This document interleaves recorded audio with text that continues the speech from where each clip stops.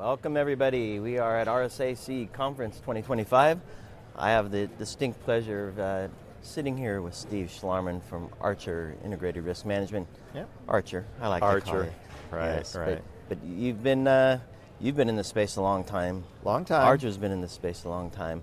We're not going to waste time on saying who you are. Well, maybe your role quickly for me. Yeah, I'm a Senior Director of Product Management. I'm focused really on our risk management portfolio of products. Right. And there are other portfolios. And there's our compliance as well. Exactly. So we'll kind of touch on all of that, but Yep. I'm thrilled to have you here. I'm sure many people know of Archer. It's passed with RSA security, deep roots in GRC. No question about that. But you haven't been settled in. You've been busy the last few months. Yeah, we've been really focused on launching our new platform, Archer Evolv. And we've made the decision to really differentiate it from our previous versions because of some of the things that have happened with Archer as a company, from the time we've spun out from RSA to the technology that we're really innovating on. And we really wanted to emphasize the fact that, as you pointed out, we haven't rested on our laurels. Yep. We're really pushing the envelope, and one of the benefits of being in the space for so long is we have great relationships with our clients, so we get lots of great ideas from them, direction, what the challenges that they are facing, and then we can turn around and look at, well, what are the solutions that we can put in place to help them? And so Archer Evolv really represents that turning of the corner. We knew that there was a significant technology innovation coming with AI. And so that drove a lot of our strategies around some of the stuff that we've launched last year and the beginning of this year that really are targeting some of the highest impact areas for GRC teams. Right. So let's talk about some of those challenges. I mean, we had a chance to sit down with some of the customers during Summit, and that relationship is definitely strong. So you got a lot of feedback in terms of what challenges are. Maybe can you highlight some of those that Evolv is really tackling? Something that compliance teams have struggled with for many years is the velocity and the nature of changes in the regulatory landscape. And many organizations, they attack it by having people reading the laws, looking at the regulations, looking at the frameworks, writing controls, manually trying to map all that stuff together. And frankly, when I started with Archer, that was one of my roles. And it's time consuming, it's somewhat subjective, it is very manual. And that was error. Yes, and the fact that the velocity of the changes are that just continue to pile up. Yeah. So that's one of the main challenges we went after, and so we acquired a company called Compliance.ai last year, who had been a regulatory tech leader. They've been in that space for about 7 years. They had built an entire methodology and the technology to use AI to monitor regulatory sources, automate that whole process of where the change is coming from, extracting obligations, so they tuned all of their language models towards the language, the vernacular of compliance. So extracting those obligations and then mapping controls. And what they brought to us is an accelerated way to meet that challenge of regulatory change. What we've been able to do over the last 12 months is then integrate that into the traditional GRC processes around compliance management. So policy management, policy change management, control attestations, all of the processes that come after that change from a regulatory perspective. And speak to me about the change management, because I think you kind of alluded to it, right? If you do something once, you're not done. There's always a constant change. Yes. So it's really about managing change management. It is, and it's the fact that regardless of what industry you're in, there's at least some laws, regulations you're going to have to abide by. Regardless of what administration is in public office, whether it's regulated or deregulated, that always fuels change. Yeah. And so from a pure law regulatory compliance perspective, there's an ongoing sequence of changes. There's always things that are going out for comment.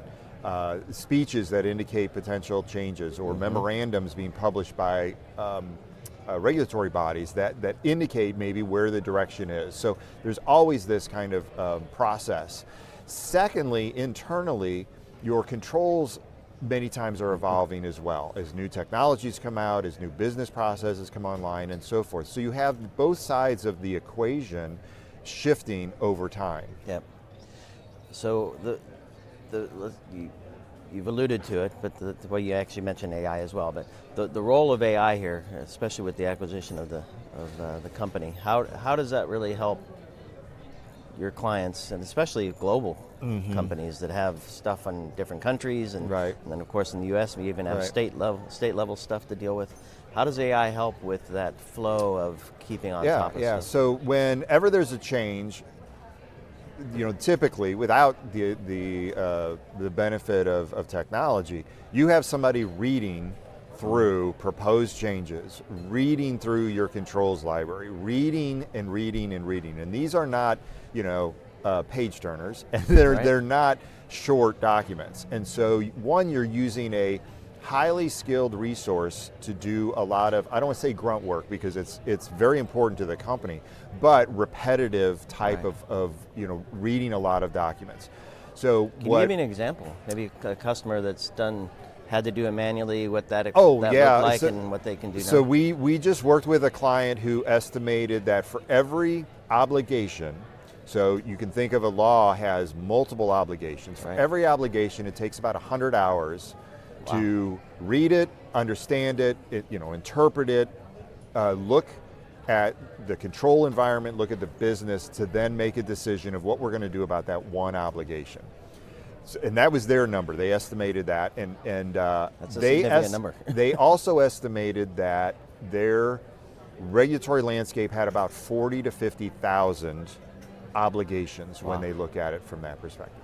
So once we implemented and we looked at that time, it dropped down to literally a few hours per obligation. 1 or 2 hours, because the system was going through all of the proposed changes, pulling out the language that says you should do this, you must do this, or you must appoint a chief privacy officer. Those kind of just very straightforward obligations, and then presenting that these are the obligations, these are your controls. Do you have a control that maps to that? If so, and does AI help with that as well? And AI helps with that as well, analyzes both that. The other interesting thing that we've built is the idea of gaps and conflicts. So you could, for example, the age of consent to opt into a marketing program may be different across different states. So you can imagine, which one do you apply? Which one do you apply? So we can use AI to say in this state it's 18 years old, in this state it's 16 years old, and then your policy says 17. Okay, so you have a gap, you have a conflict. Which one are you wanting to implement? Do you want to take the most stringent? Do you want to take the route of segmenting by geography? So it basically speeds up that entire process. I have a lot of questions. We'll see how we get going here. The first one I want to maybe look at is kind of the ROI of controls, which might lead me to the next one depending on where we go here.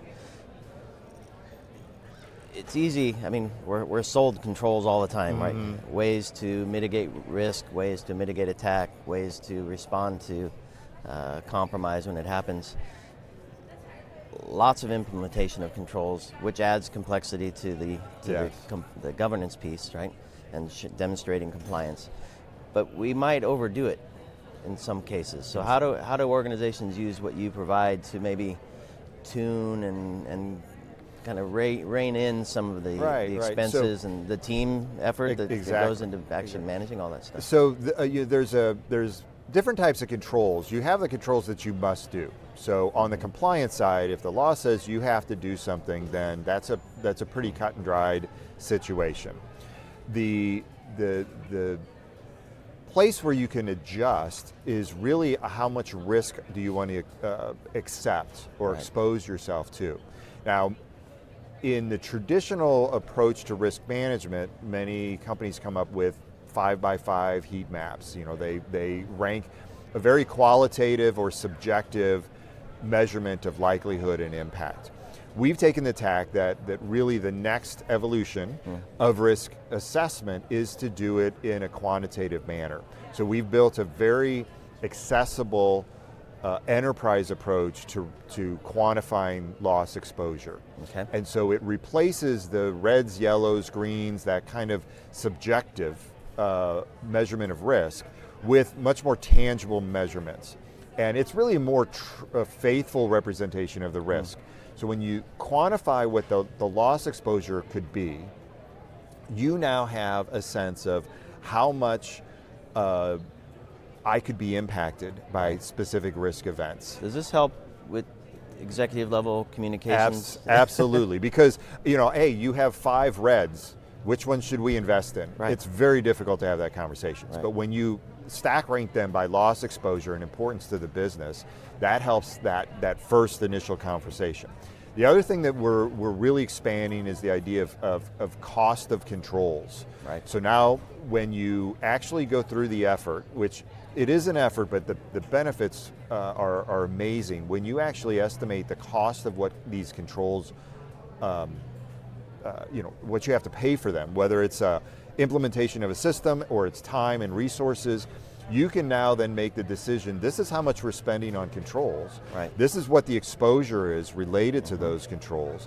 Are we making a good investment decision? Right. And then you're having a very straightforward business conversation of, this is what you could be exposed to, this is how much you're investing, maybe we need to invest more because we want to bring that exposure down. Right. Maybe the business feels like we could take on a little more exposure and we're going to move some investment and resources over towards going after business opportunities. And ultimately that's really what a GRC platform should bring you, is that kind of business conversation. It's not check the box, yes, we did this. It is something that really helps the business make a better decision. Yep.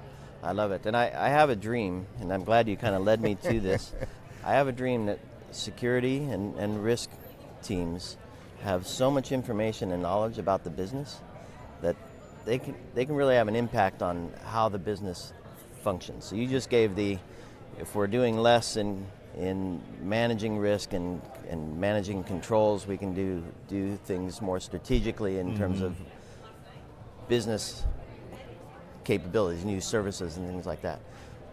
Have you seen also a shift, and this is my dream, the shift to say, here's how we achieve more business, but here's how we do it in a way that we're not as exposed, that we're not required to have as many controls, that we're not required to sit in front of a SOC all day long because we're not putting so much at risk.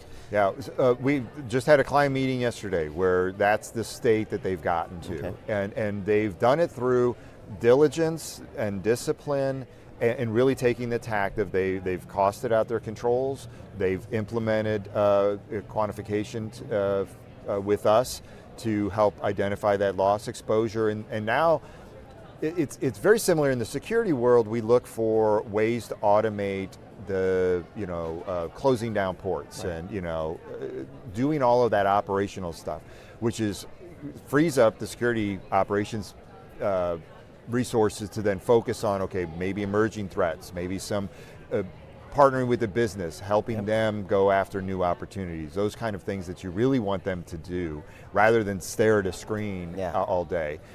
We're seeing that now on the risk and the compliance side. Cool. We're having those much more meaningful conversations, and instead of the compliance team reading 1,000 pages of upcoming changes and trying to interpret them, now they're sitting down with the business saying, here's what the obligations are, here's what we have in place, what are we going to do to facilitate change to meet these new obligations. Same thing on the risk team.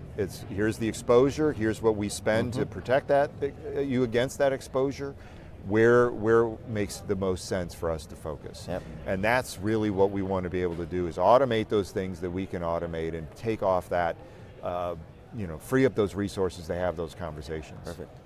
Well, as you know, I'm a nerd for risk.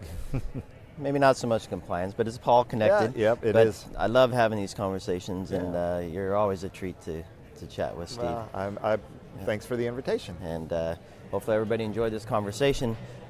Please do connect with Steve, connect with the Archer team.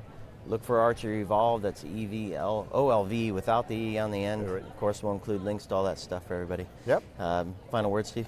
No, I just appreciate you having, and it's nice to be back at RSA Conference. Exactly. It's been a few years since I've been here, but been here many times. So it's great to see old friends and make some new friends. Exactly. Very good. Thanks, everybody. Stay tuned. itspmagazine.com/RSAC 25 for all of our coverage. Catch you on the next one.